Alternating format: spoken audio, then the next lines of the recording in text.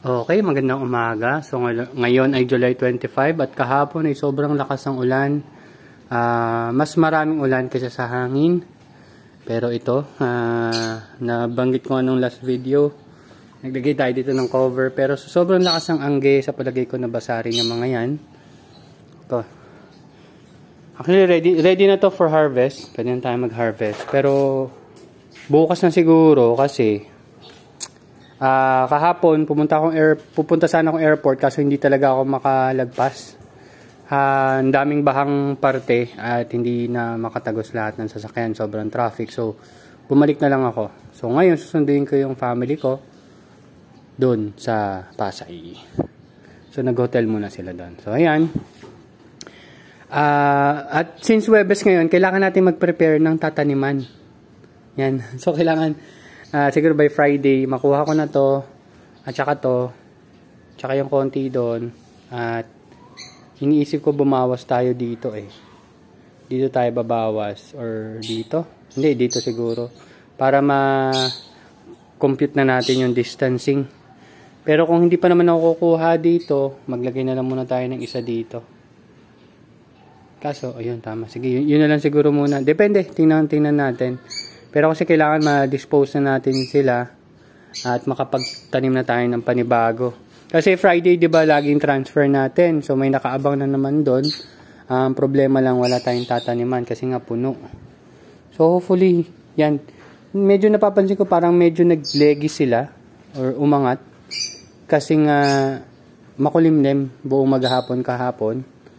And hopefully makarecover sila. At medyo kulimlim pa rin naman ngayon. At ayan, so kahapon nag-harvest ako ng pipino eh. Ito, ayan o. So, hindi ko na sila sinusupport eh. Siguro hanggang bukas siguro harvest. Hanggang bukas siguro. Didiligan ko lang sila. Then hopefully bukas ma-harvest pa natin sila. So ito, medyo tumagal yung paglaki nito eh. Baka mag-abort na to. Anyway, hopefully goods pa naman overall. So meron pa tayong bunga doon. So, ayan. So, hinahayaan ko na lang talaga sila magsanga. Hindi ko na sila masyadong kinokontrol sa pagsasanga.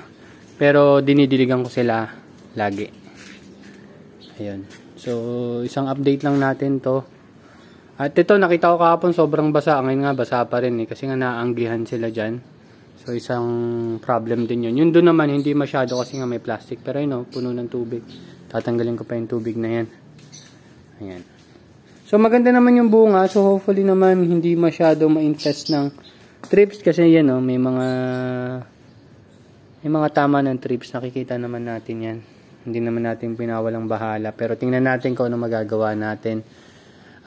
Sa ngayon, nakokontrol pa naman natin sila.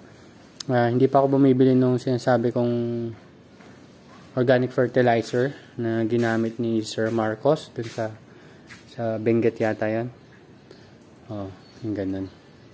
Anyway, also sabihin ko din sa inyo, attend tayo ng agribusiness, how it works, meet and greet sa darating na August 18. So, nung July 19, alam ko July 19, so nag-register tayo, nag-contact. Nakaipon na rin naman kasi tayo ng konti. So, attend tayo doon, not just para lang pumunta doon, kundi talagang subukan natin ma-meet yung other farmers and be inspired sa mga ginagawa nila. And hopefully, makakuha tayo ng idea, especially kung may mga lettuce farmers doon, lalo na mga urban farmers na katulad natin, na nag-grow kahit ganito lang kaliit. Sa ngayon kasi, pag ganito lang kaliit ang tanim mo, talagang hindi kakayanin kung ibebenta mo lang sila ng fresh, value-added products talaga ang tinatarget natin ngayon. So, maliban sa salads, is nagsusubok na tayo ng sandwiches. Yan, sandwiches. Kasi, salad talagang parang salad na yung rice ko ngayon eh. So, yung salad ko is lettuce, kamatis, onion, and cucumber. So, kaya nag-push din ako na kumuha ng cucumber, yung bago nga natin yung Sengel variety, na dito natin isa-set up. Kasi ako mismo ay user nung pepino. Yan. So, ayan, may mga tanim pa tayo. Tapos yun nandun, mukhang okay pa naman. Hindi pa sila masyadong lumalaki, kaya hindi pa tumatama dun sa pinaka-plastic. So, ito, isa to sa ayusin natin. Siguro kung anong in-implement natin doon na may tali na yan, yung itim, implement natin dito para hindi lang mag-stack up din yung tubig. So, ayun lang naman. So, hopefully, you're in good condition at hindi naman kayo masyadong nasalanta. At laban lang. Okay? Yun lang. Bye-bye.